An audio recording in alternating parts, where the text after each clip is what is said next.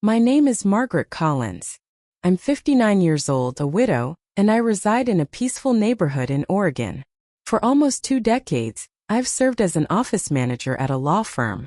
I raised 2 kids, my daughter Emily, who recently turned 32, and my son Luke, now 29, and devoted most of my adult years to ensuring they never faced the hardships I endured. Last Tuesday, an email arrived that altered everything. It came from Emily. There was no subject line, just her name in my inbox. I smiled as I opened it, assuming it might be a brief update or a kind message ahead of her special day. We discussed her wedding plans only a few weeks earlier. I'd already given $30,000 to assist with booking the venue, hiring a photographer, and securing the florist she'd adored since her college days. But upon opening the email, my smile faded. It began with Mom. No, dear Mom. Just Mom, like a tag. Emily stated that she, her fiancé Andrew, and his family had completed the guest list for the Napa Valley ceremony. After careful consideration, they concluded it would be better for me to view the wedding through a live stream rather than attending in person. She mentioned that Andrew's mother was strict about the number of guests and preferred to maintain an intimate atmosphere. At the close, she added a phrase that stung like salt on a fresh cut. If you wish to join in, you can watch via the Google Meet link we've set up. It should feel just like being there. LOL. I gazed at the screen for what felt like ages. My coffee turned cold. My hand stayed steady. I didn't shed tears. Inside me, something shifted subtly, as if the earth had split, yet I remained upright. I responded with only 4 words. Sure. Enjoy your big day. No feelings, no dispute, just a serene retreat. Deep inside, I sensed those 4 words would resonate more powerfully than any outburst. I had no desire to argue.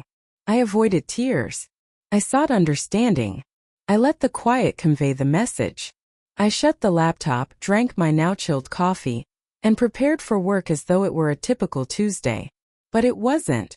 That marked the day I ceased pretending my sacrifices held value for my daughter. That was when things started to transform. The commute to the office that morning felt silent. Oregon's early spring breeze still carried a nip, but I scarcely registered it. My thoughts looped around the same query. How had we arrived at this point? For 18 years I've been at Caldwell Walker Law. It's not flashy, but it's reliable. And reliability was essential after my husband passed away unexpectedly while the children were teens. I recall standing before our aged washing machine, bills scattered on the counter, puzzling over how to cover groceries and Emily's impending college deposit. In those days, I never hesitated to sacrifice my weekends. I picked up additional shifts, postponed trips, overlooked birthdays. I assured myself there would be time for me eventually. There never came. Every cent I set aside went to Emily and Luke. When Emily switched majors twice and required extra courses, I covered it. When she relocated across the country for a brief job in New York, I handled her deposit and flight. When she wept through her second breakup at 27, I traveled there, held her, and brewed tea in an unfamiliar kitchen. When Luke aimed to purchase a home with his fiancée, I co-signed the loan and provided the initial $10,000 without pause. I never tallied it up. That's the role of mothers, isn't it? But that email reduced me to a mere exchange, as if I'd been handy and now obsolete. As though I had an expiration date that had passed. At the office, my boss Robert dropped by my desk. He's among those uncommon men who recalls birthdays and your coffee preferences. He spotted something amiss immediately. You appear as if you've encountered a ghost, he remarked, placing a latte from the downstairs cafe on my desk. I longed to confide in him. I wanted to reveal that my daughter had just excluded me from her wedding, but I smiled instead and claimed poor sleep. He didn't press. That modest gesture of compassion, the coffee, the quiet, nearly unraveled me. Amid the mental clamor that morning, it affirmed that I still existed, that I still counted, if only in a subdued way. Near lunchtime, my phone vibrated. Emily once more. Her name illuminated the screen like an unwanted beam. Voicemails, messages. Mom, please respond. We must discuss this. This isn't amusing. I ignored them all. For now. I simply sat, savoring my latte, and pondered. Perhaps it's time to cease always being the responder. Maybe it's time to quit filling a part in another's tale when they bar you from the scene. That afternoon, I reached a choice that would alter the foundation for us all. I wouldn't yell. I wouldn't plead. I would take a step far more impactful. I would respond with action. After work, I didn't head directly home. I drove to First Federal Bank, located a few blocks from the office. Carlos, the manager there, had assisted me with tasks from establishing college savings to tweaking retirement plans. He always welcomed me by name. "Mrs. Collins," he grinned, rising to shake my hand. "How can I assist you today?" I settled across from him and set my purse on the floor. My tone was steady, perhaps overly so. "I need to halt a wire transfer," I stated. He blinked. "The one for the Napa venue?" "Yes, that." Carlos paused. "There could be a fee for cancellation based on the timing, but why, if I may inquire?" "The situation has shifted," I answered without details. He checked his screen. "You're fortunate. It hasn't gone through yet." "Right on time." He hesitated, then met my eyes. "Are you certain, Mrs. Collins? $50,000 is substantial." I nodded. "I'm certain. $50,000. That was the sum I intended to send next, beyond the $30,000 already spent. $80,000 in total for a wedding I couldn't join. I completed the forms and departed the bank without regret. By the time I reached home, Emily had called 9 times, Luke twice. One voicemail pleaded, "Mom, please don't do this." I powered off my phone. In the kitchen, I grabbed the red wine bottle saved for Thanksgiving. I hadn't uncorked it then. Emily was meant to come, but she backed out at the last moment. Work, she claimed. I poured a glass, carried it to the porch, and settled in the waning light. Birds sang in the trees. A neighbor's dog yapped. All seemed tranquil. Then memories surged like tides. All the birthdays I organized solo. All the holiday meals where I feigned not awaiting a call that never arrived. All the minor concessions no one observed. The shoes I skipped buying. The car I kept for 14 years. The getaways I delayed. I considered Andrew's mother, the lady who scarcely knew Emily. Yet her views outweighed mine. The woman whose family vision involved barring the one who had supported Emily through life's toughest phases. I reflected on Emily's email sign-off with LOL. As if viewing your daughter's wedding via screen was humorous. And at last I contemplated myself, not as a mom, not as a widow, but as a woman. What did I desire? Peace, respect, an existence not centered on serving those who appeared only in need. That evening, near 9 p.m., the doorbell sounded. I considered disregarding it, but intrigue prevailed. It was Luke in his work attire, tie slacks, sleeves up. He seemed uneasy, gripping his phone like a barrier. "Mom," he uttered, entering before I could reply. "Why aren't you picking up? Emily's losing it." I closed the door steadily. "Hello to you as well." He exhaled, pacing already. "She says you're refusing the wedding now. That you're acting difficult." I chuckled. Difficult? For skipping a wedding I was disinvited from. He fidgeted. "Andrew's parents are covering most costs, Mom. You know their traditional ways." I arched a brow. "Traditional? I've paid $30,000 already. I planned another $50,000. He stiffened. "Wait, another 50? "Was," I replied, sipping wine. "But no longer." Luke paled. "Mom, they're relying on that. The venue, food, the—" "Not my concern now," I said calmly. His tone escalated. "Of course it is. She's your daughter." "And I'm her mother," I whispered. "A mother instructed to remain home and watch remotely." He raked his hair, agitated.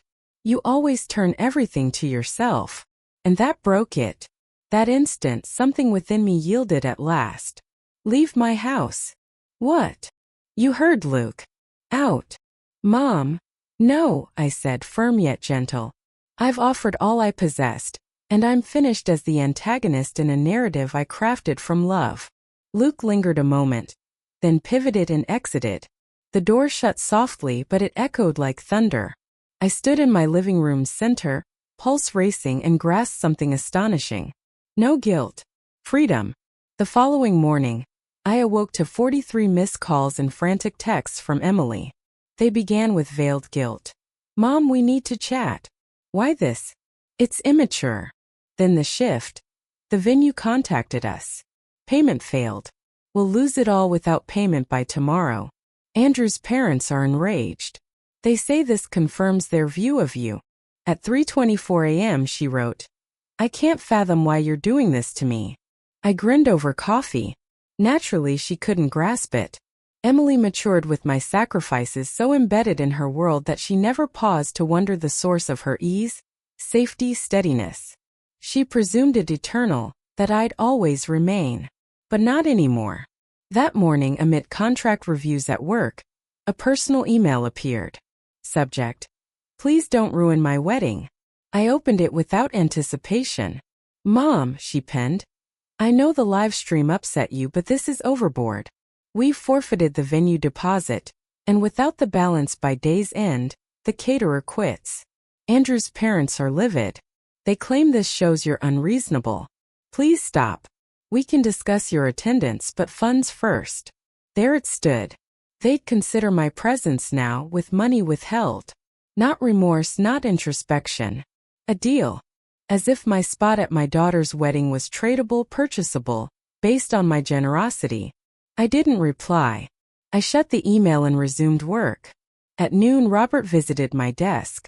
"Lunch," he suggested. That new Italian spot opened. I nearly refused, as habitual. But a change stirred. Perhaps the insight from the last day. Maybe I craved a place demanding nothing. So I agreed. I'd enjoy that. Over pasta, he shared about his grandkids, the tiring yet lovely pursuit. His gaze was warm, genuine. He paused, saying softly, "Pardon me, Margaret, but you seem brighter today." I astonished myself. I shared it all about Emily, the email, wedding funds, my actions. When done, he withheld judgment. No fixes. He merely said, "At times, love's toughest aspect is drawing lines, particularly with those we've given most." He squeezed my hand briefly across the table. "I believe you chose wisely." For the first time in ages, I agreed. Back at my desk, more calls, texts, but I ignored them. Unnecessary, since my quiet now roared. That evening, pulling into the driveway, the sky darkened. The porch light activated. All appeared calm, serene. But someone sat on my steps. Closer, I identified her. Sophia. She rose swiftly, dusting her coat. Sophia was Emily's closest friend from 5th grade. She passed endless weekends here, baking cookies, viewing films, laughing in sleeping bags till morning. Years since I'd seen her. "Mrs. Collins," she murmured. "Sorry for the unannounced visit." "It's okay," I said, unlocking. "Tea." She trailed me to the kitchen, eyes roaming the known walls like they echoed past. I prepared the kettle and waited. "Emily sent you?" I asked eventually. She delayed. "She's chaotic. Lost the venue. Florist quit. Andrew's parents threaten wedding cancellation." I stayed silent, setting mugs down. "She's terrified," Sophia went on. "She realizes her error. Just unsure how to mend it." "So you're here to mend?" I inquired. She shook her head. "No, to inquire. Is there something she could say or do to sway you?" I halted. Would it? Could an apology erase the exclusion? The feeling of being a mere account, unwelcome sans funds? I regarded Sophia, youthful, optimistic. "No," I said softly. "There isn't." Her shoulders dropped. "Not even an apology?" I passed her tea. "Words come easy, Sophia, especially in desperation. But true lovers don't delay recognition till you're severed." Sophia gazed into her tea, nodding. "I understand," she said. "Even if she doesn't." "Sorry, Mrs. Collins." "No need," I responded. We lingered quietly.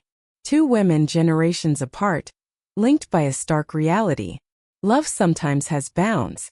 Sometimes vanishing is the sole way to be noticed. Sophia left soon. No debate. She thanked me, hugged lightly, and vanished into night. And I shut the door on an outdated self. The wedding didn't proceed as envisioned.